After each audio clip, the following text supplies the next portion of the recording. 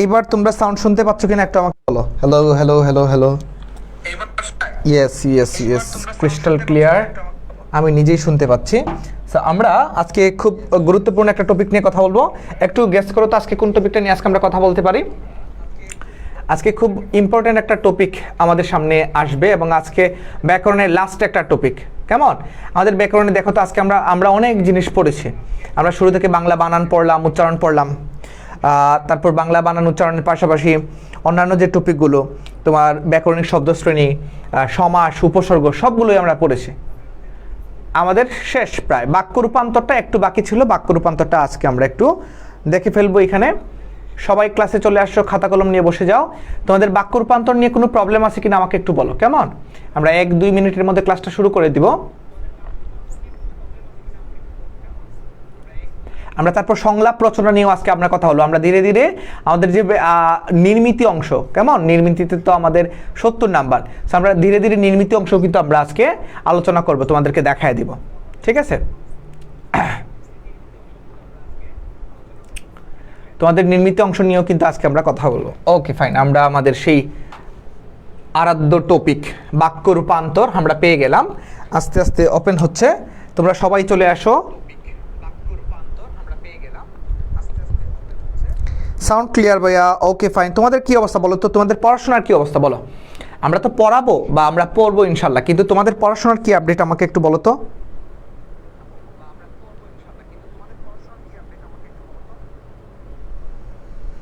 কেমন আছো তোমরা সবাই বলো তো আমাকে। আসসালামু আলাইকুম ভাইয়া। সাদিয়া সাথী, জি ভাইয়া, ওয়ালাইকুম আসসালাম। ওকে, আমি সবাইকে দেখতে পাচ্ছি। আমরা 1-2 মিনিট সর্বোচ্চ সময় নিব এবং তোমরা আমাকে বলো ব্যাকরণে কোনো টপিক তোমাদের বাকি আছে কিনা। আমি তোমাদের মুখ থেকে এটা শুনতে চাই। ব্যাকরণে কোনো টপিক বাকি আছে কিনা আমাকে একটু তোমরা এটা জানো।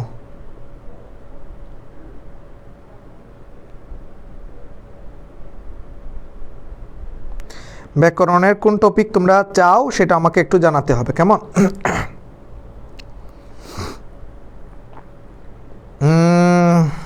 কোন কি চাও তোমরা বলো।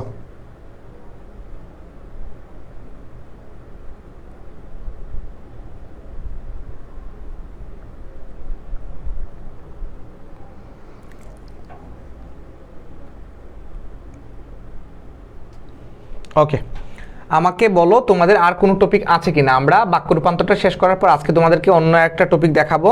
আমরা বেশ কিছু বাক্য রূপান্তর সলভ করেছিলাম। বলো বাক্য রূপান্তর ছাড়া আর কি আছে তোমাদের।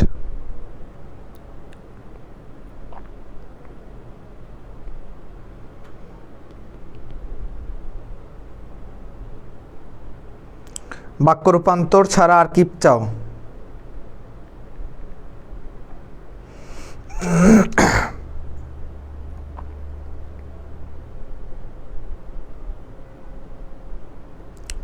বাক্য রূপান্তর ছাড়া কোনো টপিক বাকি আছে কিনা আমাকে একটু বলে ফেলে ঝটপট, আমরা ক্লাসে চলে যাই। অনেকেই চলে আসছো, আমরা সময় নষ্ট করব না। আমরা ইনশাল্লাহ সময় নষ্ট করব না, কেমন?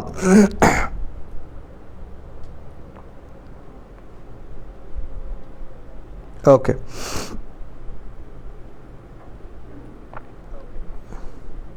সিরাজউদ্দৌলার নাটক উপন্যাস পড়াবো। হ্যাঁ, আমরা তাহলে এক কাজ করি, আমাদের আজকে আমরা ব্যাকরণটা ইস্তফা দিব, কেমন? ব্যাকরণ আমাদের শেষ।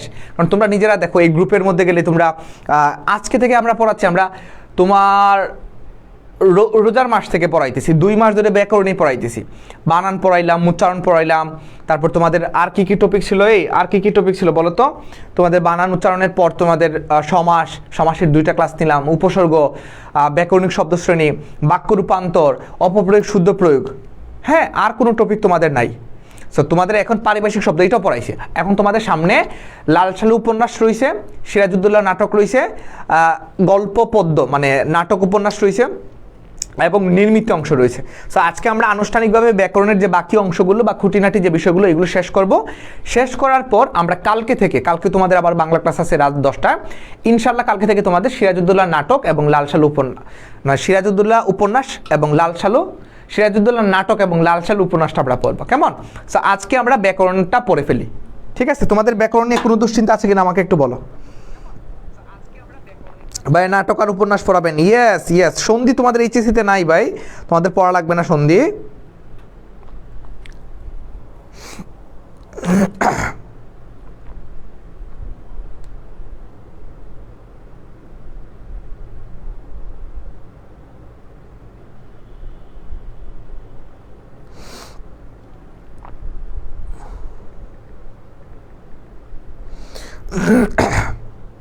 জি জি, ওকে ভাইয়া। গদ্য নির্মিতি প্লিজ, নির্মিতি এই যে আমি আজকে নির্মিতি দেখাই দিব, একটু জাস্ট তোমরা ওয়েট করো, নির্মিতিটা আজকে তোমাদেরকে দেখাই দেবো, কেমন? আজকে তোমাদের নির্মিতি দেখাবো ভাই। চট্টগ্রাম থেকে সাদিয়া সাথী, তামিমা, রোকিয়া সরকার, আমাদের সাথে হাফসা, সামান্তা, সবাই সংযুক্ত। ওকে, তাহলে খাতা কলম নিয়ে সবাই বসছো কিনা আমাকে এটা বলো, খাতা কলম নিয়ে সবাই বসছো কিনা? এবং গত ক্লাসগুলোর যে তোমাদের হোমওয়ার্কটা দিছিলাম সেই হোমওয়ার্কটা কি তোমরা করছো? সত্যি করে বলো তো, গত ক্লাসগুলোর যে হোমওয়ার্কটা দিয়েছিলাম সেগুলো তোমরা করেছো কিনা? বেশ কিছুদিন পর আজকে তোমাদের বাংলা ক্লাস। আমি তাহলে কি করব, শুরু করে দিই। Okay fine. দেখো, বাক্য রূপান্তর পড়ার ক্ষেত্রে বাক্য রূপান্তর পড়ার ক্ষেত্রে আজকে আমরা কিছু সলভ করবো প্রশ্ন, আজকে আমরা কিছু প্রশ্ন সলভ করবো। সো এই প্রশ্নগুলো সলভ করার জন্য তোমরা সবাই একটু খাতা কলম নিয়ে বসে যাও, খাতা কলম নিয়ে সবাই বসে যাও। তোমাদের আরেকটা লাইভ ক্লাস হচ্ছে, ওইখানে তোমাদের স্বাধীন ভাই ক্লাস নিচ্ছেন, যার কারণে তোমরা এখানে হয়তো বা উপস্থিতিটা একটু কম, ঠিক আছে?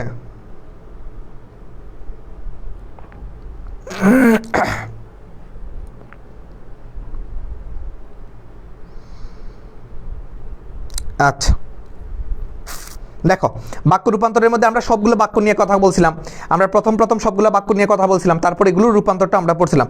ক্লাসে উপস্থিতি একটু কম, এটা আমাকে খুবই ব্যথিত করলো।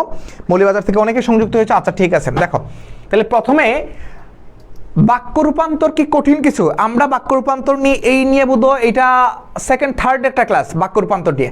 প্রথম ক্লাসে একদম বাক্যের A to Z পড়লাম, তারপরের ক্লাসে বাক্যের বাকি যে কি বলে এটাকে, অর্থ অনুসারে যে বাক্য 7 প্রকার সেটা পড়লাম। আর আজকে আমরা রূপান্তরটা পড়বো। আসো রূপান্তরটা করি। রূপান্তরটা কীরকম, যেটাকে ইংরেজিতে বলি আমরা ট্রান্সফরমেশন, ট্রান্সফরমেশন অফ সেন্টেন্স যেটাকে আমরা বলি।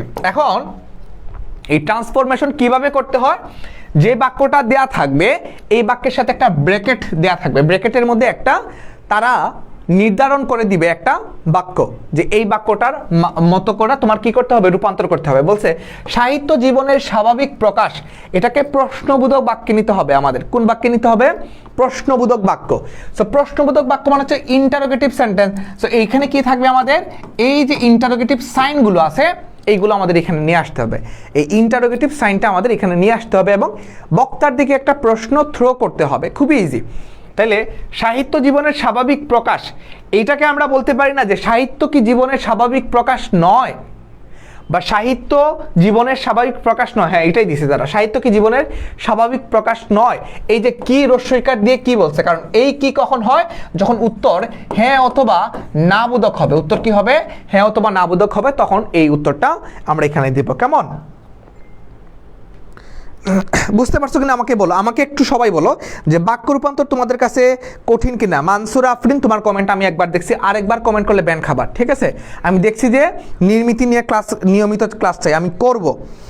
আমাকে যেটা আমি প্রশ্ন করব সেটা আমাকে উত্তর দিতে হবে, কেমন? আমি বললাম নির্মিতি আজকেও তোমাদের ক্লাস আছে, বারবার যদি একই প্রশ্ন করো আমি কি পড়াবো বলো?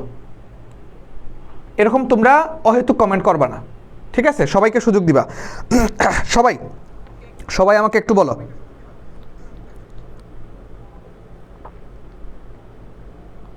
আসসালামু আলাইকুম ভাই, কেমন আছেন? আলহামদুলিল্লাহ, তোমরা কেমন আছো বলো?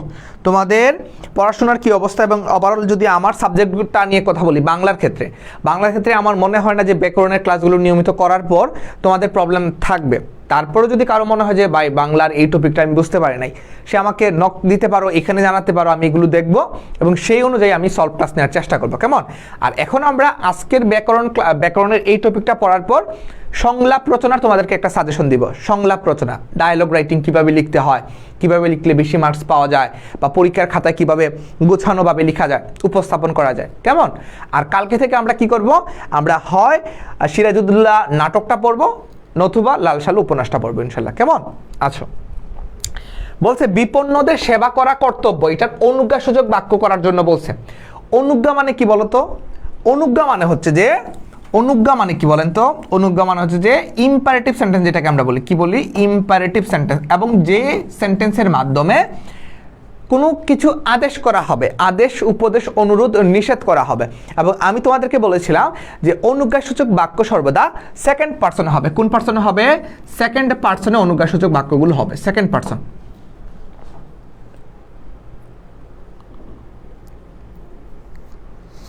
বাংলা আলহামদুলিল্লাহ, ওকে ফাইন, ঠিক আছে। না ভাই সহজ আছে আলহামদুলিল্লাহ, ওকে ক্লিয়ার, ওকে।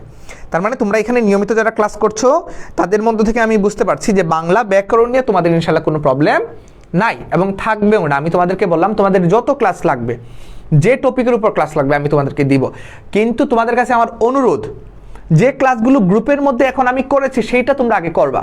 এখন তোমরা অনেকেই পরবর্তী হইছো, সো পরবর্তী যারা হইছো তারা বলবা যে ভাই আমি তো আগের ক্লাসগুলো পাও নাই। আগের ক্লাসগুলো না পেলে তুমি সুন্দর মতো করে আমাদের ওয়েবসাইটে আমাদের এখন পর্যন্ত 20টা বাংলা ক্লাস বা 15টা বাংলা ক্লাস খুব সুন্দরভাবে সাজানো আছে, এগুলো তুমি দেখে আসো। তারপরে যদি কোনো টপিক নিয়ে প্রবলেম হলে আমাকে বললো, ঠিক আছে? আমরা একটু তাহলে সলভ করি। দেখো এটা সকল বোর্ডে আসছিল, 2018 সালে সকল বোর্ডের অধীনে পরীক্ষা হইতো। তারপর দেখো বিপন্নদের সেবা করা কর্তব্য। সো এই যে কর্তব্য, উচিত, অনুচিত, এই বাক্যগুলোকে যখন অনুজ্ঞাসূচক বাক্যে আমরা নিব তখন জাস্ট এটাকে সেকেন্ড পার্সনে নিয়ে যাব। এখন তুমি বলো যে বিপন্নদের সেবা করো, সেকেন্ড পার্সনকে তুমি থ্রু করো যে বিপন্নদের সেবা করো, তাহলে এটা সেকেন্ড পার্সন হয়ে যাবে, তাহলে সেটা অনুজ্ঞা হয়ে যাবে। এবং অনুজ্ঞাসূচক বাক্যগুলো নির্ণয় করা খুবই সহজ। এবং অনুজ্ঞা কখনোই অতীতকাল কিংবা ভবিষ্যৎকালের অনুজ্ঞা হয় না, সর্বদা বর্তমানকালের হয়। এই যে দেশে সেবা করো, প্রেজেন্ট টেন্স বুঝাইছে, দেশের সেবা করো, সেকেন্ড পার্সন বুঝাইছে। আমি বললাম যে সদা সত্য কথা, সদা সত্য কথা বলা উচিত। কি বললাম? সদা সত্য কথা বলা উচিত। এটা একটা নির্দেশাত্মক বাক্য। কেমন? এটা একটা নির্দেশাত্মক বাক্য, বা আরো স্পেসিফিক করে যদি বলি এইটা হচ্ছে তোমাদের একটা বর্ণনামূলক বা বিবৃতিমূলক বাক্য।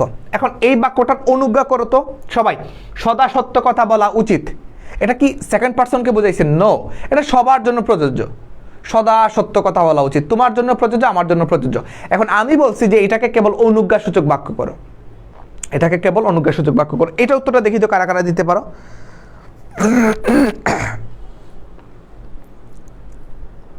এটা উত্তরটা কি হবে সবাই বলো।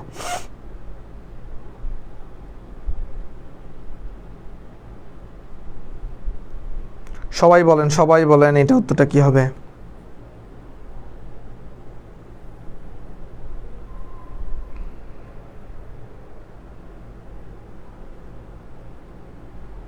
এইটার উত্তরটা কি হবে সবাই একটু বলি আমরা, কেমন?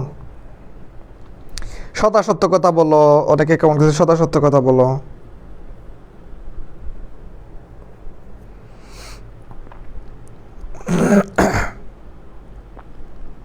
সদা সত্য কথা বলো, সদা সত্য কথা বলো, ওকে। তার মানে এইখানে আমরা দেখতে পাচ্ছি ম্যাক্সিমামই তোমরা বলছো অনুজ্ঞা। ইয়েস, অনুজ্ঞা সর্বদা সেকেন্ড পার্সন। ভাই এটা খুবই সিম্পল একটা জিনিস, জাস্ট সেকেন্ড পার্সনে নিয়ে নাও।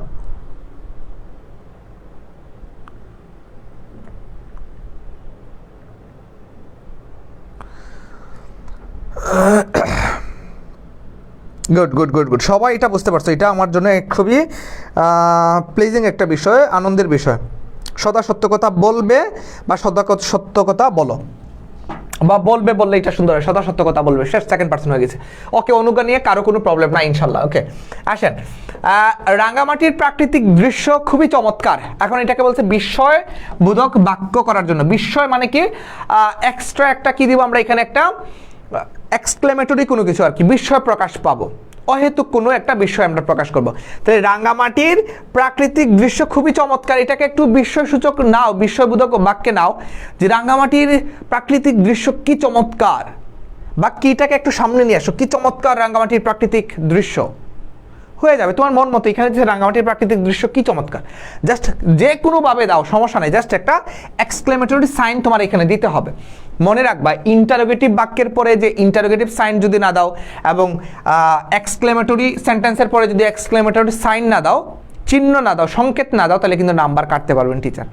এবং আমার জায়গায় হলে আমি এটা নাম্বার কাটতাম, কারণ তোমাকে বলছে বিস্ময়সূচক বাক্য বলা করার জন্য তোমাকে বিস্ময়বোধক চিহ্ন দিতে হবে। প্রশ্নবোধক বাক্যের জন্য বলছে প্রশ্নবোধক চিহ্ন দিতে হবে। কেমন?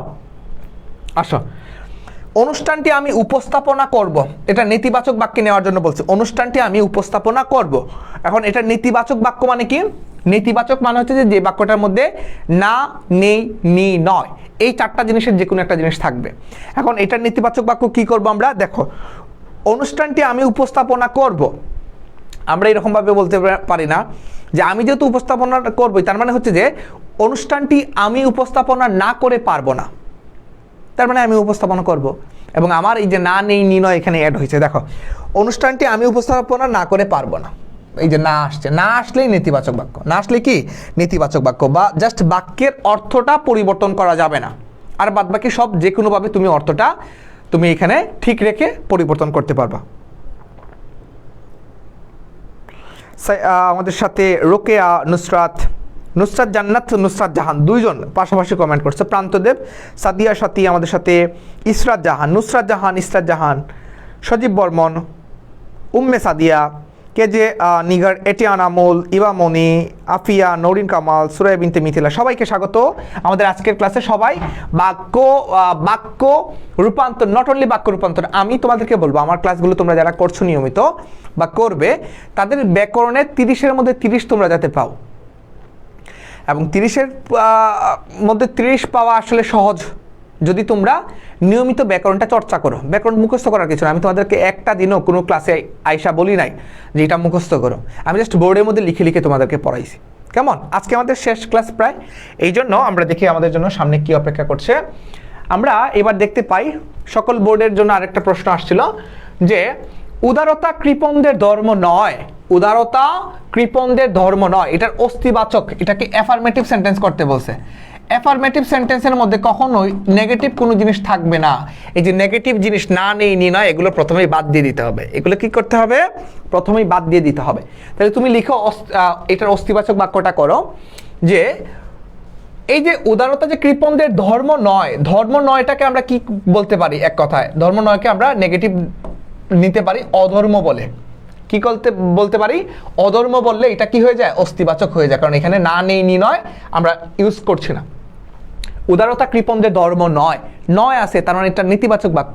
করতে বলছে অস্তিবাচক বাক্য, এটা প্রথমে বাদ দিয়ে দাও, এটা বাদ দিয়ে দাও। লিখো উদারতা কৃপণদের অধর্ম, ধর্ম নয়কে আমরা কি বলতে পারি? অধর্ম বলতে পারি, কারণ আমাদের একটা কন্ডিশন যে অস্তিবাচক বাক্যের মধ্যে এই নয়টা ইউজ করা যাবে না, অস্তিবাচক বাক্য হয়ে গেছে, অস্তিবাচক বাক্য হয়ে গেছে। আচ্ছা, আমি বললাম সে আজ ক্লাসে উপস্থিত নয়, এটা কোন বাক্য বলো? সে আজ ক্লাসে উপস্থিত নয়, দেখা যায়? এই সবাই দেখা যায় কি তোমাদের? ইয়েস।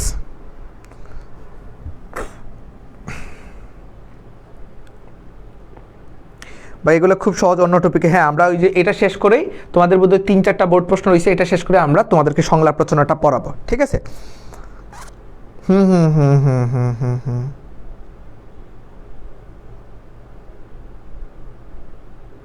মাসুম আহমেদ নীরব ভাই, তোমাদের জনপ্রিয় পৌরনীতি, ভূগোল, যুক্তিবিদ্যা, অর্থনীতি, সমাজবিজ্ঞান, সমাজকর্ম, তোমাদের জনপ্রিয় ভাইয়া মাসুম আহমেদ নীরব ভাই, উনি বলছেন যে এইগুলো সহজ, তার মানে এগুলো আসলেই সহজ। কেমন? আমরা এই প্রশ্নটা সলভ করে, এই বোর্ডটা সলভ করে আমরা তোমাদেরকে সংলাপ রচনা কিভাবে লিখতে হয় এবং 10 নাম্বারের একদম জিস্ট অংশ, একদম টু দ্য পয়েন্ট আজকে আমরা আলোচনা করবো। বলো, সে আজ ক্লাসে উপস্থিত নয়, এটার নেতিবাচক বাক্য কি হবে? এটা তো নেতিবাচক আছে, এটা তোমাদের লিখতে হবে অস্তিবাচক বাক্য। এটা কি লিখতে হবে? অস্তিবাচক বাক্য। অস্তিবাচক বাক্য করতে হলে না, নেই, নি, নয় প্রথমে কেটে ফেলতে হবে। তাহলে সে আজ ক্লাসে উপস্থিত নয়, এই উপস্থিত নয়কে এক কথায় আমরা কি বলতে পারি বলো তো? অনুপস্থিত বলতে পারি না? অনুপস্থিত। তাহলে তো আর নেগেটিভ হইল না, এটা এই যে অস্তিবাচক হয়ে গেল, সে আজ ক্লাসে অনুপস্থিত। শেষ। তামান্না আমাদের সাথে ক্লাসটা দেখছো,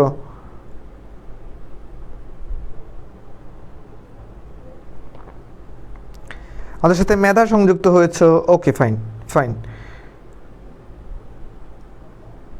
সে আজ ক্লাসে অনুপস্থিত, গুড, এটা তোমরা পারছো। এবার দেখো, সূর্যোদয়ে অমানিশা কেটে যাবে। হ্যাঁ, সূর্যোদয়ে অমানিশা মানে অন্ধকার কেটে যাবে। তাহলে আমরা এটা জটিল বাক্য করতে বলছে, জটিল বাক্য করতে হলে কি করতে হয়? দুইটা বাক্য নিতে হয় এবং দুইটা বাক্য, একটা বাক্য আরেকটা বাক্যের উপর ডিপেন্ডেন্ট বা নির্ভরশীল জিনিসটা থাকতে হয়। কেমন? তাহলে সূর্যোদয়ে অমানিসা বা অন্ধকার দূর হয়, এটা একটা সরল বাক্য। এটাকে জটিল বাক্য করতে হলে লিখো, যখন সূর্য উদয় হয় বা সূর্যোদয় হয় তখন অমানিসা বা অন্ধকার দূর হয়। তাহলে এই যে যখন, তখন সাপেক্ষ সর্বনাম কিংবা সাপেক্ষ যোজক আমরা নিয়ে আসলাম, যে যখন সূর্যোদয় হবে তখন অমানিসা কেটে যাবে। যারা সংস্কৃতিবান তারা শান্তিপ্রিয় হয়। এই যে যারা এবং তারা জটিল বাক্য নিঃসন্দেহে। এখন বলছে এটাকে সরল করার জন্য, তাহলে যারা সংস্কৃতিবান তারা শান্তিপ্রিয় হয়, এটাকে আমরা লিখতে পারি সংস্কৃতিবানেরা শান্তিপ্রিয় হয়।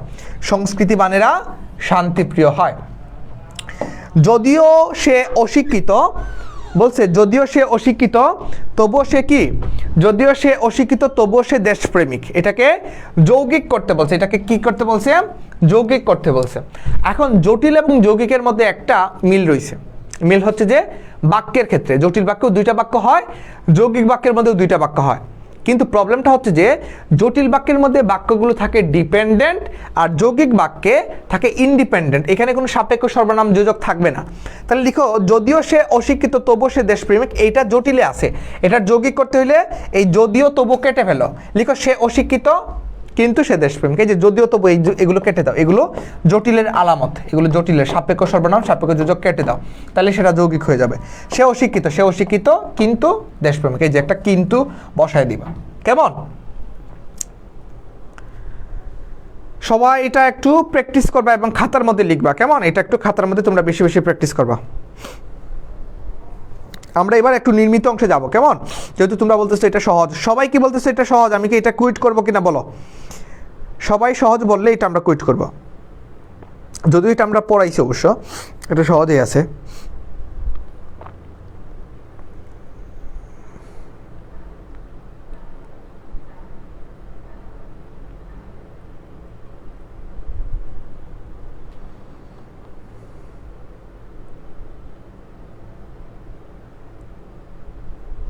জি ভাইয়া, জি ভাইয়া, ওকে ফাইন, ঠিক আছে।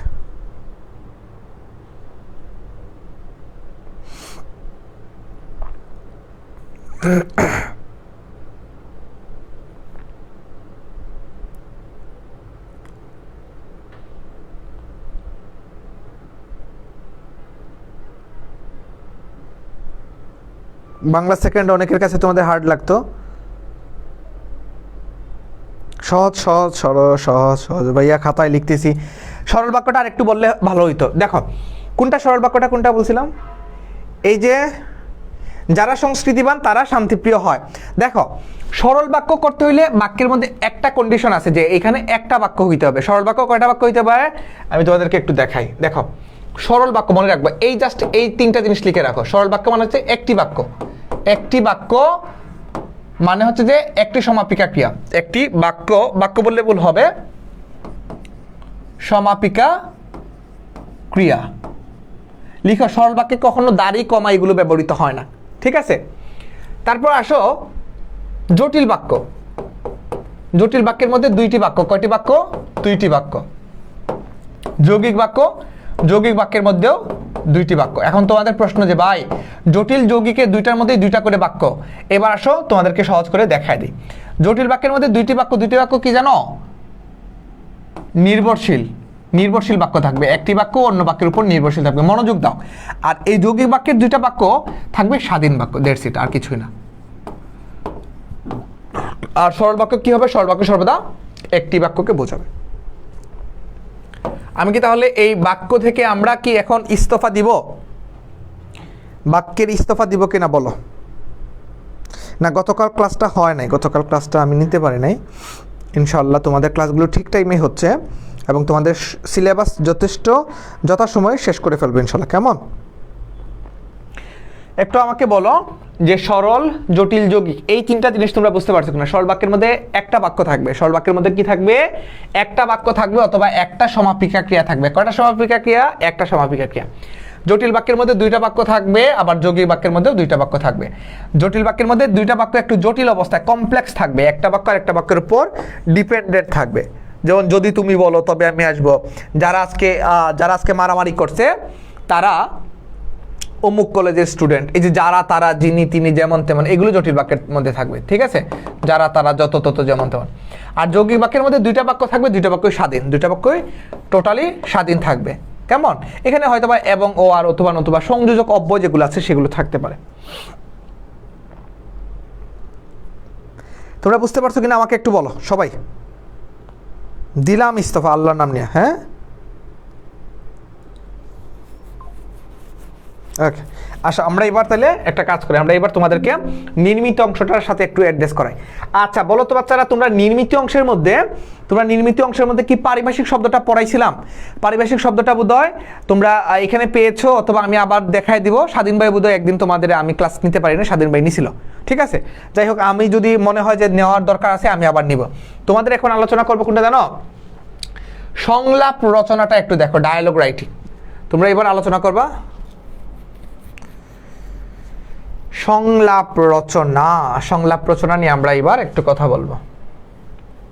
আসো, সংলাপ রচনা জিনিসটা কি আমাদের প্রথমে জানতে হবে। আমরা ইংরেজিতে কি ডায়ালগ রাইটিং পড়ছিলাম? DIALOGUE, dialogue writing, WRI writing, dialogue writing. কেমন? ডায়ালগ রাইটিং কিরকম হইতো? A conversation between you and your friend Rahim and Karim about বৃক্ষরোপণ, মাদকাসক্তির কুফল, সংবাদপত্র পাঠের প্রয়োজনীয়তা, তারপর ধরো যে ছোটো ভাই এবং বড় ভাইয়ের মধ্যে তোমার ছোটো ভাইকে বই পড়ার গুরুত্ব সম্পর্কে সংলাপ রচনা করো। সো কনভারসেশন যখন তুমি দুইভাবে লিখবা তখন কয়েকটা জিনিস তোমার মাথায় রাখতে হবে। এই মাথায় কি কি রাখতে হবে সেটা আমি একটু তোমাদেরকে বলে ফেলি প্রথমেই। সংলাপ রচনা, আসো সংলাপ রচনার ক্ষেত্রে বুঝলাম না কি হলো।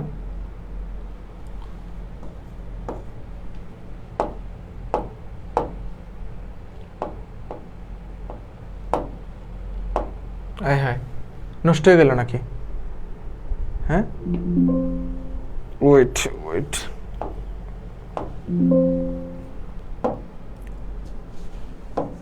এখানে লিখে পড়াই, নোটে লিখে পড়াই। তোমাদের পড়াশোনার কি অবস্থা কেউ তো বললে না। আসসালামু আলাইকুম ভাইয়া, দেরি হয়ে গেল। জি ভাইয়া, নুসরাত জাহান, সাজিব বর্মন, সাদিদ ভাই নিছিল, খাদিজা পারবিন। ওকে ফাইন, তোমাদের ন্যূনতম কোনো দুশ্চিন্তা করার কিছু নাই ভাই। ইনশাল্লাহ তোমাদের সব কিছু ঠিক টাইমের মধ্যে শেষ হবে। আসো,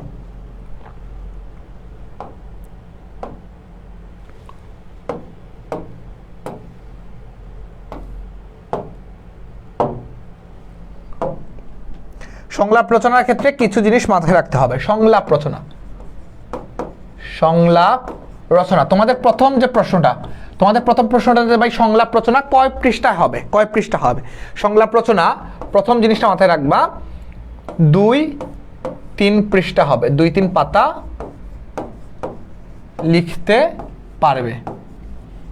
হ্যাঁ, এগুলো কিন্তু স্ক্রিনশট দিয়ে রাখো, এগুলো কিন্তু কেউ তোমাকে বলে দিবে না আলাদাভাবে। সংলাপ রচনা তুমি 2-3 পাতা লিখতে পারবা। কয় পাতা লিখতে পারবা? তুমি 2-3 পাতা লিখতে পারবা। সংলাপ রচনার ক্ষেত্রে তুমি 2-3 পাতা লিখতে পারবা। কেমন? আচ্ছা, পরবর্তীতে আসো। দ্বিতীয় যে তোমাদের প্রশ্নটা, যে ভাই সংলাপ রচনা কয় জোড়া হবে? 12 থেকে 14 জোড়া হবে। 12 থেকে 14 জোড়া হবে।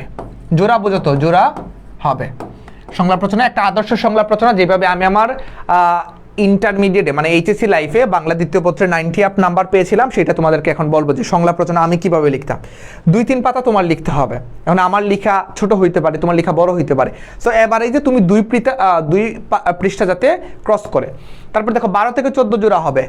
আমরা জানি যে সংলাপ রচনা কি হয়, একজন আরেকজনের সাথে। একটা লিখলাম আমরা রহিম, আর একটা লিখলাম আমরা করিম। রহিম এবং করিমের মধ্যকার সংলাপ আমরা শুরু করলাম। সো রহিম করিম আমরা শুরু করলাম, ধারাবাহিকভাবে লিখলাম, তারপর আবার রহিম লিখলাম, আবার করিম লিখলাম। ঠিক আছে, এভাবে এটা চলতে থাকলো। এইরকমভাবে এটা রহিম কয়বার পাবে? রহিমের বক্তব্য যাতে 12 বার হয়, কমপক্ষে 10-12 বার, আর করিমের বক্তব্য যাতে 10-12 বার হয়, ইকুয়াল যাতে হয়। মনে রাখবে আরেকটা জিনিস, কোনো জিনিস অসম্পূর্ণ রাখা যাবে না। ধরো যে রহিম করিম এভাবে আসবে, তুমি রহিম দিছো, পরে আবার করিম দিছো না, লাস্টের লাইনটা কি যদি রহিম দিয়ে শুরু করো তাহলে করিম দিয়ে শেষ করতে হবে। অসম্পূর্ণ রাখার দরকার নাই, লাস্টের লাইনটা যে বলবে ফার্স্টের লাইনটা যাতে সেই বলে। মানে ধরো যে তোমরা তো এটা বুঝতেছো, মানে জোড়ায় যাতে মিলে, যাতে বাড়তি যাতে না হয়, কেমন? এটা একটা গুরুত্বপূর্ণ একটা বিষয়। এবার আসো তৃতীয় যে বিষয়টা তোমাদেরকে বলবো সেটা হচ্ছে যে এটাকে কি বলা যেতে পারে, তুই তুকারি করা যাবে না। সংলাপ রচনা কেউ তুই তুকারি করো না। আমি সহজ একদম খাঁটি ইয়েতে লিখে দিলাম তোমাদেরকে, হ্যাঁ, বোঝার সুবিধার জন্য। তুই তুকারি করা যাবে না। সংলাপ মানে কি? রহিম করিমের মধ্যকার আমার যতই ভালো সম্পর্ক হোক তোমার বন্ধুর মধ্যকার, তুমি তারে তুই তুকারি করে কথা বলতে চাও না, যে তুই কেমন আছিস। আমরা চেষ্টা করবো যতটুকু মার্জিত ভাষা, বা এটাকে আমরা আরেকটু সহজভাবে লিখি, মার্জিত ভাষা ব্যবহার করতে হবে।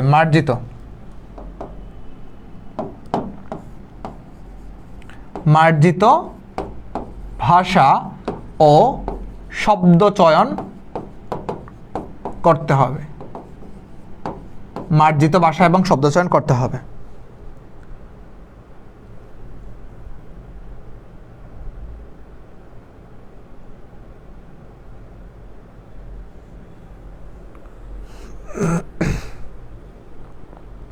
তোমরা কি সংলাপ রচনা দাও না? পরীক্ষাতে আসলে সংলাপ রচনা দাও না? দেখো এই ক্লাসগুলো খুব ইম্পর্টেন্ট, তোমরা অনেকে এই ক্লাসগুলো এখন লাস্ট মুহূর্তে এসে করতেছো না। সো কেন করছো না সেটা আমি জানি না। ক্লাসগুলোতে তোমরা নিয়মিত করবা, নিয়মিত নোট করবা, হোমওয়ার্কগুলো করবা। কোনো প্রবলেম থাকলে তো ইনশাল্লাহ আমি আছি এখানে। এটা কি? এটা কি দেখছো?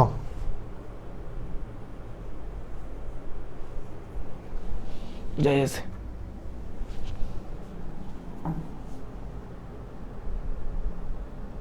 জি ভাই, বুঝতে পারছি। দেখো আমি একদম সহজে বলে দিলাম যে তুই তুকারি করো না, আর মার্জিত ভাষা এটা লিখবা। সাধু ভাষায় সংলাপ লিখবে না, সংলাপ লিখবে না, সাধু ভাষায় সংলাপ লিখবে না। সংলাপের ভাষা হবে সহজ, সরল, সাবলীল। দেখো এটা কেন বললাম? সংলাপ মানে কি? সারাদিনে আমি তুমি আমরা যা বলি সেটাই তো সংলাপ। এখন তুমি তোমার বন্ধুর সাথে কথা বলতে গিয়ে এখন যদি বেশি এমন শব্দ ইউজ করছো যেগুলো আসলে আমরা স্বাভাবিকভাবে ব্যবহার করি না, কঠিন বা দুর্বোধ্য শব্দ, এগুলো ব্যবহার করার দরকার নাই। তাহলে আমরা কি লিখলাম? যে সংলাপের ভাষা হবে সহজ, সরল, সাবলীল, প্রাণবন্ত। আমরা যেটা বলি এজ ইউজুয়াল সেটাই বলবো, কিন্তু এটা যাতে আবার তুই তুকারি না হয়, মার্জিত ভাষা। আমরা সংলাপ রচনার ক্ষেত্রে প্রতি বছর এরকম দেখি, এইচএসসি শিক্ষার্থীরা কি করে সংলাপ রচনার ক্ষেত্রে ওই যে ট্রল হয় কিংবা মিমস গ্রুপগুলোতে আমরা দেখি যে তারা বলে যে তুই তুকারি, যে তুই কেমন আছিস, দেখা হবে তোর সাথে পরে, ভালো থাক, হ্যাঁ, তারপর তুই কি ফেসবুকে রিলস দেখিস, বা সান্ডার বিরিয়ানি খেয়েছিস, এই টাইপের কথাবার্তা। হ্যাঁ, এরকম ট্রলমূলক কোনো কথাবার্তা আমরা বলবো না। মনে রাখবা এটা এইচএসসি খুবই পবিত্র একটা এক্সাম। এই এক্সামে আমরা যাতে এরকম কিছু না করি। তোমরা শিক্ষার্থীরা যারা এখানে আমার ক্লাসটা দেখছো বা দেখবে, তাদের প্রতি আমার অনুরোধ থাকবে যে এইচএসসি কোনো হেলাফেলা করার বিষয় না, টেস্ট পরীক্ষা কোনো হেলাফেলা করার বিষয় না, এবং শিক্ষার সাথে বা আমাদের পড়াশোনার সাথে আমরা কখনো যাতে ওই যে এই জিনিসগুলো যাতে না করি, অপমান না করি, পড়াশোনাকে কখনো যাতে আমরা অপমান না করি। পরীক্ষার খাতায় ধরে যে মজার ছলে তুমি মনে করছো যে টেস্ট পরীক্ষাই তো, বা এটা তো কেউ দেখবে না, লিখে আসি যা ইচ্ছা তা, না, এটা আমরা পবিত্র জিনিস, আমরা কখনো এটাকে অপমান করবো না। কেমন? আমরা প্রতিবার এরকম শিক্ষার্থীরা দেখি যে এটা আবার পরবর্তীতে ভাইরাল হয়, প্রচুর পরিমাণে ভাইরাল হয়। তারা সংলাপ একজন আরেকজনের সাথে বিভিন্ন নানান কথাবার্তা বলে, সেইগুলো আমরা যাতে না করি। মোটামুটি সংলাপ রচনা এইগুলো ফলো রাখলেই তোমাদের হয়ে যাবে। শব্দ চয়ন কি? চলিত ভাষায় লিখতে হবে। শব্দ চয়ন মানে কি জানো? শব্দ নির্ণয় বা শব্দ নির্ধারণ, পিক করা আর কি, পছন্দ করা। এখন ধরো যে কোনো একটা শব্দের মধ্যে কোনো একটা শব্দ এরকম আসছে, তোমার কাছে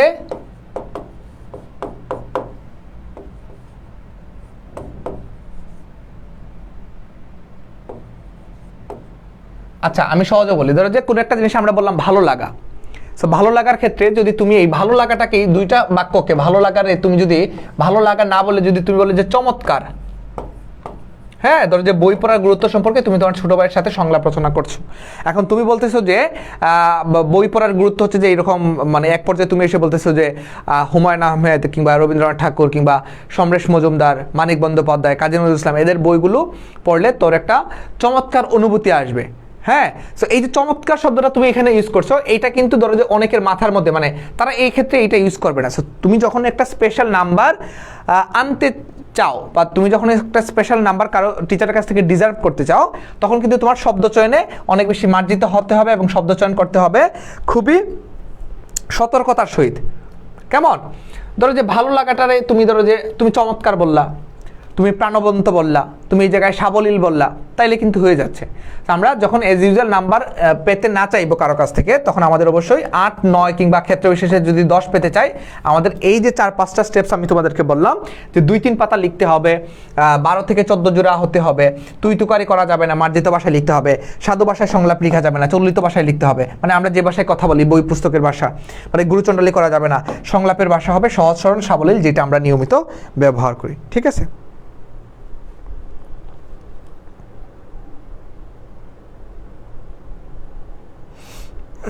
বুঝতে পারছি? এবার আমরা সংলাপ রচনার তোমাদেরকে একটা সাজেশন দিব। তোমাদেরকে এখন আমি তাহলে একটা কাজ করি, বলো তো কি কাজ করব? সজীব বর্মন, সাদিয়া, ওকে, নুসরাত, রোকেয়া, কে যে নিগার্স ভাই, সান্দার বিরিয়ানি কি? সান্ডা এটা কিন্তু এই প্রাণীটা কিন্তু ইয়েতে খাওয়া যায়, আরব মরুভূমিতে এটা বেদুইনরা খাইতো।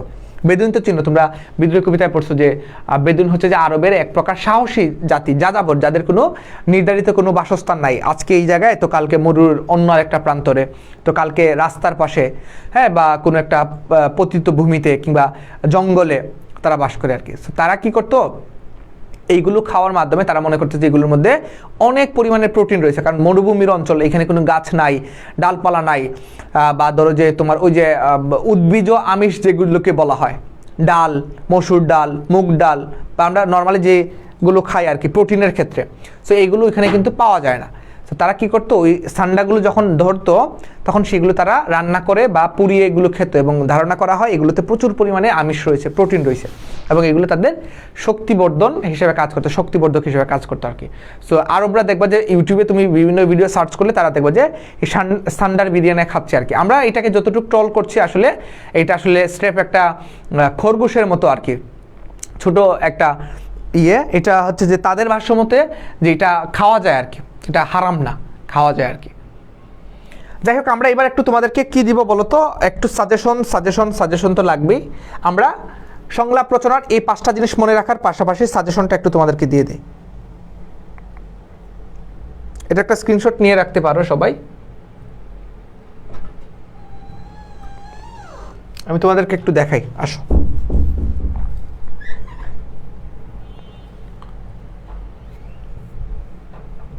এই যে গুরুত্বপূর্ণ আমাদের সংলাপ রচনা, এই যে গুরুত্বপূর্ণ আমাদের সংলাপ রচনা আমরা পেয়ে গেলাম। লাবিবা বলছে ভাই, বাক্য রূপান্তরের প্রশ্ন যদি সাধু ভাষায় থাকে তাহলে কি সাধু ভাষায় দিব? ডেফিনেটলি বাক্য রূপান্তরের বাক্য যেরকম ভাবে থাকবে এক্সাক্ট এরকম ভাবে হবে, আমরা বিন্দু পরিমাণ পরিবর্তন করতে পারবো না, অর্থের বিন্দু পরিমাণ পরিবর্তন করা যাবে না। নোট করতেছি ভাইয়া, ওকে।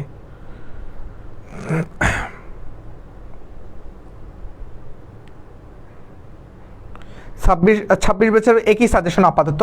তোমাদের 26 বছর পরীক্ষার আগে তো তোমাদেরকে আবার পড়াবো, তোমরা আপাতত তোমাদের কলেজের পরীক্ষাগুলোর জন্য এগুলো একটু পড়ে রাখবা। দেখো, সংলাপ রচনার ফাইনাল সাজেশন আমি তোমাদেরকে দিলাম, এটার বাইরে থেকে প্রশ্ন আসার সম্ভাবনা খুবই কম। জুলাই আন্দোলন 2024 এই বিষয়ে দুই বন্ধুর মধ্যে একটা সংলাপ রচনা করো। এখন জুলাই আন্দোলন এটা খুবই একটা রাইজিং একটা কন্টেন্ট, হট একটা ইস্যু, এবং এইখান থেকে প্রশ্ন আসার সম্ভাবনা অনেক বেশি। সো এখন আমরা কি পড়বো? যে জুলাই আন্দোলন 2024 এই বিষয়ে দুই বন্ধুর মধ্যকার একটা সংলাপ রচনা করো। সো দুই বন্ধু, এটা তোমার আমি লিখতে যাইও না, কেউ আবার লিখো না যে আমি আবার সাকিব এরকম লিখতে যাবে না, এটা দেখতে খারাপ লাগতেছে না, আমি সাকিব আমি সাকিব আমি সাকিব না, তুমি তোমার নামটা এখানে লিখো, তুমি তোমার নামটা লিখো। তোমার নাম হইতে পারে তোমার নাম হইতে পারে নাহিদ, তোমার নাম হইতে পারে যে কোনো কিছু, নাহিদ সাকিব এইভাবে শুরু করবা, আমি দিবা না, কেমন? সো এখন জুলাই আন্দোলন 2024 বিষয়ে দুই বন্ধুর মধ্যে যখন সংলাপ রচনা করতে যাবা, তুমি প্রথমে এরকম ভাবে শুরু করবা। প্রথমে একটু হাই হ্যালো থাকে। ও আরেকটা জিনিস বলতে ভুলে গেছি, সংলাপের ক্ষেত্রে কিন্তু ইংরেজি ওয়ার্ড ব্যবহার করা যাবে না। তুমি প্রথমে বলো যে হাই কেমন আছিস, বা সে বলবে যে হ্যালো কেমন আছিস, নো, হাই হ্যালো ব্যবহার করা যাবে না। তুমি এইভাবে সম্বোধন করো যে সাকিব কেমন আছো, সাকিব কেমন আছো, বা সাকিব কেমন আছিস। ক্ষেত্র বিশেষে তুই তুকারি করা যায়, কিন্তু আমি তোমাদেরকে বলবো না এটা করার জন্য। এখন তোমাদেরকে আরেকটা জিনিস বলি, মনে রাখবা সংলাপ রচনা করার ক্ষেত্রে একজন শিক্ষকের মুখ থেকে, শিক্ষক এবং ছাত্রের মধ্যকার যদি সংলাপ থাকে, তাহলে শিক্ষকের মুখ থেকে শিক্ষকের কথাই যাতে বের হয়। শিক্ষকের মুখ থেকে কখনো কিন্তু তোমার মতো করে কথাবার্তা বের হবে না, বা কথাবার্তা বলালে কিন্তু হবে না। এবং একজন বৃদ্ধের মুখ থেকেও বৃদ্ধের মতো কথা বলবা, একজন ছোট ভাইয়ের মধ্য থেকে ছোট ভাইয়ের যে আচরণগুলো সেগুলো প্রকাশ পাবে। বন্ধুর সাথে বন্ধুর, বাবার সাথে তোমার সম্পর্ক বা বাবার কথাগুলো বাবার টোনে যাতে আসে, এবং এইটা যাতে রিয়েলিস্টিক মনে হয়, বাস্তব যাতে মনে হয়, কেমন?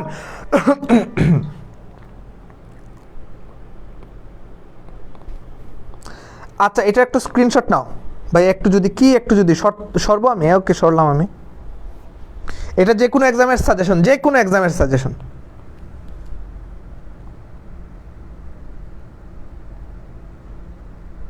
যে কোনো এক্সামের সাজেশন।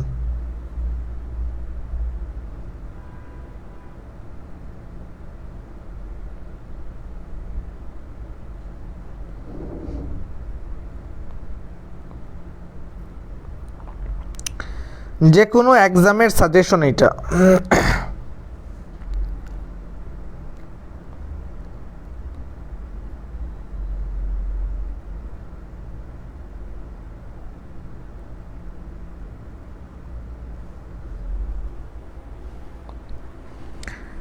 যে কোনো টপিকের সাজেশন আমরা এখানে, যে কোনো বিষয়ের উপর এটা আমরা ক্লাসটা নিচ্ছি আর কি। যে কোনো এগুলো উত্তরপত্র ওয়েবসাইটে দেওয়া হয় না। ঘোষ নমস্কার স্যার, কেমন আছো? আমি ভালো আছি, তুমি কেমন আছো বলো? তোমরা তো লিড করে ফেলছো, অনেকে এখানে ক্লাসে আসার জন্য লিড করে ফেলছো। আচ্ছা, এখন দেখো, তাহলে জুলাই আন্দোলন 2024 বিষয়ে দুই বন্ধুর মধ্যে একটা সংলাপ রচনা করো। তোমরা কি হোমওয়ার্কগুলো করো? আমি তোমাদেরকে হোমওয়ার্ক দেই, কিন্তু তোমরা তো করো না আসলে। আমি তোমাদেরকে এটা খুবই গুরুত্বপূর্ণ, এটা সকল বোর্ডের জন্য আসতে পারে। এটা তোমাদের জন্য একটা HW থাকলে, এটা তোমাদের জন্য সকল বোর্ডের জন্য কি থাকবে? একটা হোমওয়ার্ক থাকবে, বাড়ির কাজ, যে জুলাই আন্দোলন 2024 বিষয়ে দুই বন্ধুর মধ্যকার একটা সংলাপ রচনা করো। এই ক্ষেত্রে তুমি তোমার অভিজ্ঞতাগুলো এখানে উপস্থাপন করতে পারো। যেমন জুলাই আন্দোলনে প্রেক্ষাপটটা, জুলাই আন্দোলনের সময় ওভারঅল অবস্থা, সার্কামস্টেন্স, তোমার মনের অনুভূতিগুলো, হ্যাঁ, তোমার মনে যে আসলে ভয় উৎকণ্ঠা কাজ করতো, বা তুমি আসলে কোন জায়গায় অবস্থান করেছিলে, বা তোমার আসলে তখন কি কি ভূমিকা ছিল সেটা তুমি বলবা। তার মুখ থেকেও এরকমভাবে বলানোর চেষ্টা করবা। কেবল যে সে যে বলবে যে না হ্যাঁ আমি ছিলাম, হ্যাঁ এরকম করে যাবে, ব্যাপারটা এরকম না। সেও তার মুখ থেকেও তুমি বলাও, তার মুখ থেকেও তুমি এরকমভাবে বলাও যে হ্যাঁ জুলাই আন্দোলন আমাদের জাতীয় ইতিহাসে খুবই গুরুত্বপূর্ণ একটা অধ্যায়, এবং সেই অধ্যায়ের সাক্ষী হতে পেরে বা অংশ নিতে পেরে আমিও আনন্দিত। সে বলবে যে আমিও সম্মুখ সারিতে ছিলাম আমার কলেজ থেকে যখন আন্দোলনের একটা র্যালি বের হয়, কিংবা একটু নাটকীয় মোড় দেওয়ার চেষ্টা করবা যে তুমি এমন এক জায়গায় গিয়েছিলে, সেইখানে যাওয়ার পরে দেখো যে 144 দ্বারা জারি হয়ে গিয়েছিল, তারপর তুমি সেখান থেকে খুব সহজভাবে বা সেখান থেকে তুমি কারোর সাথে যোগাযোগ করতে পারোনি, চতুর্দিকে গোলাগুলির আওয়াজ পেয়েছিলে। এরকম যে যেরকমভাবে ইনোভেটিভ বা সৃজনশীল ওয়েতে লিখতে পারো, তত বেশি কিন্তু টিচারে অ্যাট্রাক্ট করতে পারবা। তো এটা তোমাদের জন্য একটা হোমওয়ার্ক দিলাম। এবার তোমাদের কাজ যে ভাই হোমওয়ার্কটা দিব কোন জায়গায়, বা আপনি দেখবেন কই।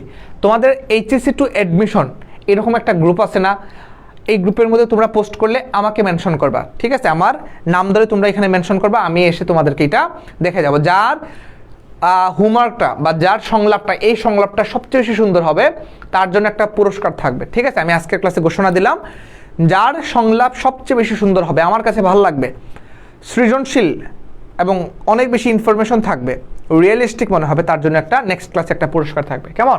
সো এটা তোমরা এখানে পোস্ট দিবা। যদি নাই পারো পার্সোনালি আমাকে হোয়াটসঅ্যাপে তোমরা এটা পাঠিয়ে রেখো বা মেসেঞ্জারে পাঠিয়ে রেখো।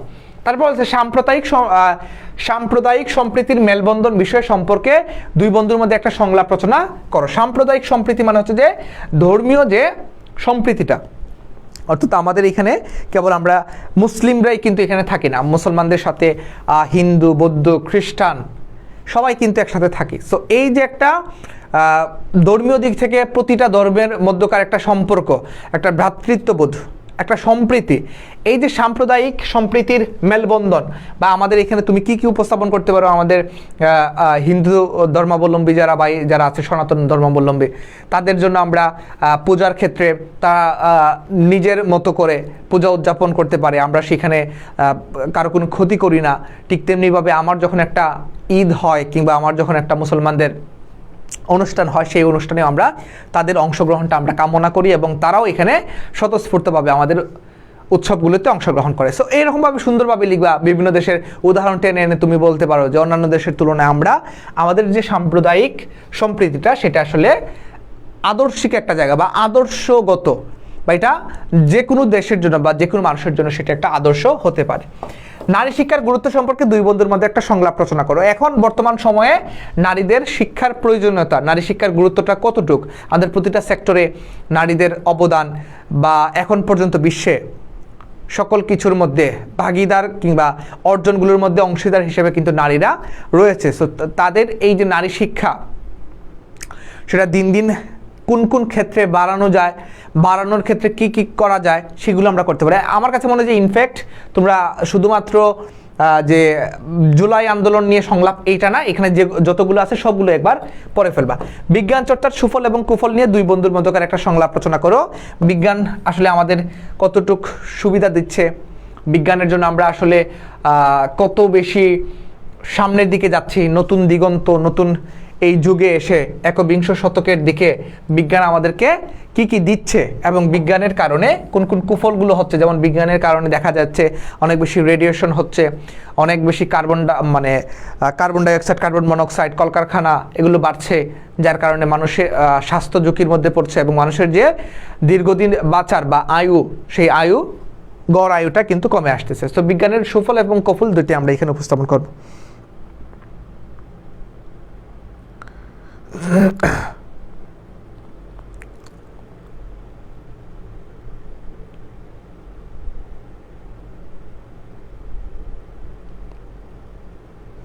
বুঝতে পারছো এবার?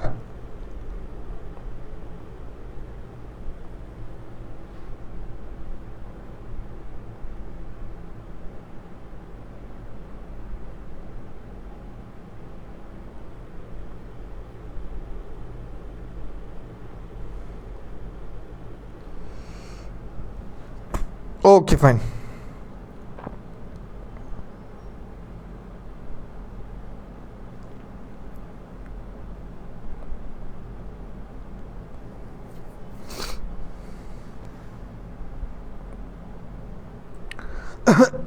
আচ্ছা ঠিক আছে ভাই, বুঝতে পারছি। Okay fine. কি হোমওয়ার্ক দিছে? এই যে প্রথমটা হোমওয়ার্ক দিছে তোমাদের জন্য, প্রথম রচনাটা, প্রথম সংলাপটা। তারপরে দেখো ফেসবুকের সুফল এবং কুফল সম্পর্কে দুই বন্ধু, এইটা তো তোমরা সবাই পারবা। ফেসবুকের সুফল এবং কুফল, তোমরা ফেসবুকের যে সুফল আছে এটা তোমরা বর্ণনা করবা। ফেসবুকের যে কুফল, এটা তোমাদের চোখে অবশ্য কুফলটা পড়বে না, তোমরা মনে করবা যে কি ফেসবুকের সব কিছু সুফলই না, ফেসবুকের অনেক অনেক কুফল রয়েছে। ফেসবুকের কারণে আমরা মুহূর্তেই অনেক ক্ষেত্রে দেখা যায় যে বিভিন্ন ফেক নিউজ বা রিউমার, গুজবগুলো খুব দ্রুত ছড়িয়ে পড়ে এবং সেটার কারণে অনেক ক্ষেত্রে মানুষ তাদের প্রাণ নাশের আশঙ্কা দেখা যায়। হ্যাঁ, অনেক ক্ষেত্রে আমরা এরকম দেখি না, ধরো যে কেউর নামে ভুয়া কোনো কিছু ছবি বা তথ্য ছড়ানোর মাধ্যমে বিভ্রান্ত সৃষ্টি করে এবং একটা অরাজক পরিস্থিতিও কিন্তু তৈরি করা যায়। ফেসবুকের কিছু সুফলও রয়েছে। ফেসবুকের মাধ্যমে এখনকার দিনে অনেকের সাথে সম্পৃক্ত থাকা যায়, কানেক্টেড থাকা যায়। বিশ্বের বিভিন্ন খবরাখবর আমরা মুহূর্তেই চোখের নিমেষে, আমরা চোখের পলকে পেয়ে যাই। এগুলো আমরা উপস্থাপন করতে পারি এখানে, কেমন? সেটা তোমরা পারবা। বই পড়ার গুরুত্ব সম্পর্কে দুই বন্ধুর মধ্যে একটা সংলাপ রচনা করো। বই পড়ার গুরুত্ব সম্পর্কে, এখন বই পড়ার গুরুত্ব এটা দুই বন্ধুর, এইখানে ম্যাক্সিমাম দুই বন্ধু আসছে, তোমাদের এখানে ঘোরায় পেঁচায় দিতে পারে যে কোনো বোর্ডে, এটা ছাত্র শিক্ষক হইতে পারে, ছোট ভাই বড় ভাই হতে পারে, বাবা এবং ছেলের মধ্যে হইতে পারে। সো বই পড়ার গুরুত্ব অনেক বেশি, কারণ আমরা এখন পর্যন্ত মানুষ যত কিছু জানি বা বুঝি সব কিছু বই থেকে আমরা জ্ঞান লাভ করি, বা বিশ্বের বড় বড় দার্শনিক থেকে শুরু করে এখন পর্যন্ত যারা বিশ্বকে প্রতিনিধিত্ব করছে তাদের সবাই কিন্তু তাদের যে জ্ঞানটা আহরণ করছে সেটা বই পড়ার মাধ্যমে। এবং বই পড়লে আমরা আমাদের যে চিন্তার জগৎ, আমাদের যে বিবেক বুদ্ধি মানবিকতা মানসিকতা সেটা অনেক বেশি পরিবর্তন হয়, এটার ইমপ্যাক্ট কিন্তু আমরা দেখতে পাই। বাল্যবিবাহ নিরোধ মানে বাল্যবিবাহ কিভাবে কমানো যায়, বাল্যবিবাহ কিভাবে প্রতিরোধ করা যায় সেটার গুরুত্ব সম্পর্কে দুই বন্ধুর মধ্যকার একটা সংলাপ রচনা করো। এটা খুব সুন্দরভাবে তোমরা লিখতে পারো। ইংরেজি শিক্ষার গুরুত্ব সম্পর্কে, ইংরেজি একটা ভাস্ট ল্যাঙ্গুয়েজ, এটা একটা আন্তর্জাতিক ভাষা, এবং ইংরেজি শিক্ষার মাধ্যমে তুমি বিদেশি বিভিন্ন জায়গায় উচ্চশিক্ষার জন্য যেতে পারো বিভিন্ন দেশে। পাশাপাশি ইংরেজি না জানলে এখন পর্যন্ত আমরা যে কোনো বিষয় আমরা কারো সামনে উপস্থাপন যদি করতে যাই সেটা ইংরেজিতে উপস্থাপন করলে অনেক বেশি ইজিলি কিংবা স্মার্টলি উপস্থাপন করা যায়। সো ইংরেজি শিক্ষা এখনকার যুগে 21 শতাব্দীতে দাঁড়িয়ে এই যুগ বা ডিজিটালাইজেশনের যুগে ইংরেজি শিক্ষার প্রয়োজনীয়তা তুমি তোমার মতো করে উপস্থাপন করবে। মোটামুটি এগুলো একটু পড়বা। 8টার বাইরেও কি সংলাপ পড়বা? তুমি 8টা আগে পড়ো, 8টা পড়লে বাংলাদেশের দুনিয়াতে কোনো সংলাপ আসলে তুমি আটকাবা না ইনশাল্লাহ। এখানে এমন 8টা সংলাপ আমরা রাখছি, এক ক্যাটাগরি না, মাল্টিপল ডায়ালগ এখানে, কেমন? সো তুমি এই 8টা সংলাপ যদি ভালো করে কেউ A to Z পড়তে পারে, বাংলাদেশের যে কোনো কনটেক্সটের উপর তার যদি সংলাপ রচনা আসে সে আটকাবে না ইনশাল্লাহ, সে লিখে আসতে পারবে। ঠিক আছে, এই 8টা করলে তোমার অনেক বেশি একটা লেখার ক্ষেত্রে জড়তাটা দূর হবে, তোমার অনেক বেশি কনফিডেন্স পাবে এবং অনেক বেশি তুমি কনফিডেন্ট হবে। কেমন? যে কোনো টপিকের উপর পরে লিখতে পারবা।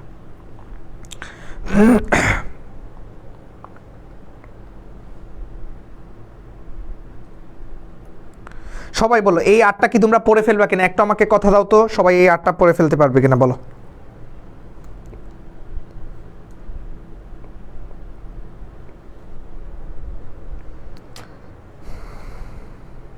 এই 8টা তোমরা পড়ে ফেলতে পারবে কিনা বলো।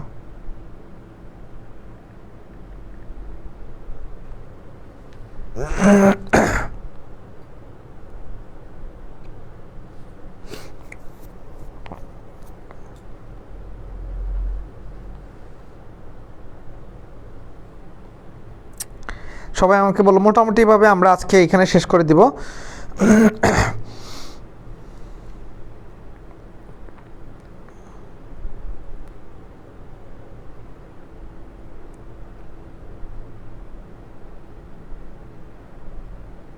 ওকে,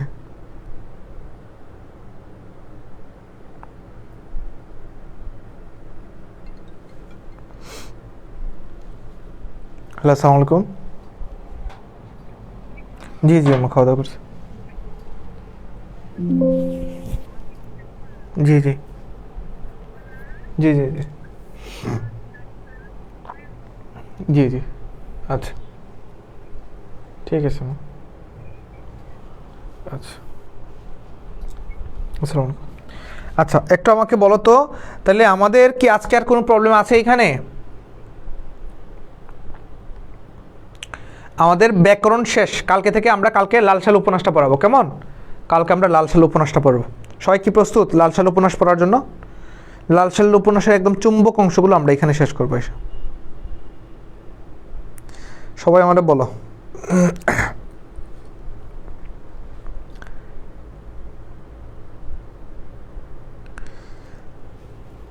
কি হোমওয়ার্ক দিছি ভাই? হোমওয়ার্ক দিছি তোমাদেরকে সংলাপ। এটার কি স্ক্রিনশট নিছিলা? এটা স্ক্রিনশট নাও, এটা স্ক্রিনশট নাও, পরে বলবা যে ভাই স্ক্রিনশট নেওয়ার সুযোগ দিছে না। এটা স্ক্রিনশট নাও, এটা যদিও তোমরা ওয়েবসাইটে পেয়ে যাবা, তারপর একটা স্ক্রিনশট নাও, এটা হবে।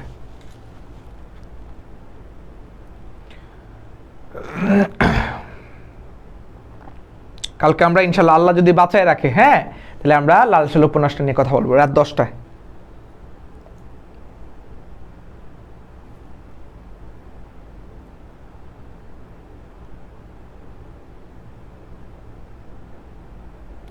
স্ক্রিনশট নাও যে ভাই উপন্যাসটা পড়ান রবিবারে এক্সাম উপন্যাস ওই যে লাল সাল উপন্যাসটা পড়ার জন্য কালকে সবাই খাতা কলম নিয়ে বসবা, আমি যেগুলো তোমাদেরকে লিখতে বলবো এগুলো লিখবা, আমি তোমাদেরকে যেগুলো লিখতে বলবো এগুলো লিখতে হবে, কেমন?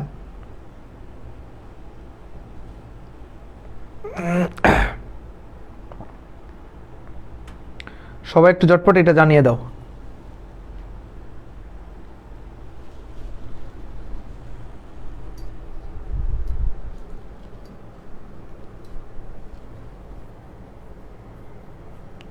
ওকে ভাইয়া, হ্যাঁ এই 8টা পড়লে ইনশাল্লাহ হয়ে যাবে আর কি। তো আজকে এই পর্যন্ত রাখবো, ইনশাল্লাহ কালকে আবার দেখা হবে। সেই পর্যন্ত সবাই ভালো থাকবা, সুস্থ থাকবা, সবার জন্য অনেক অনেক শুভকামনা রইল। আল্লাহ হাফেজ।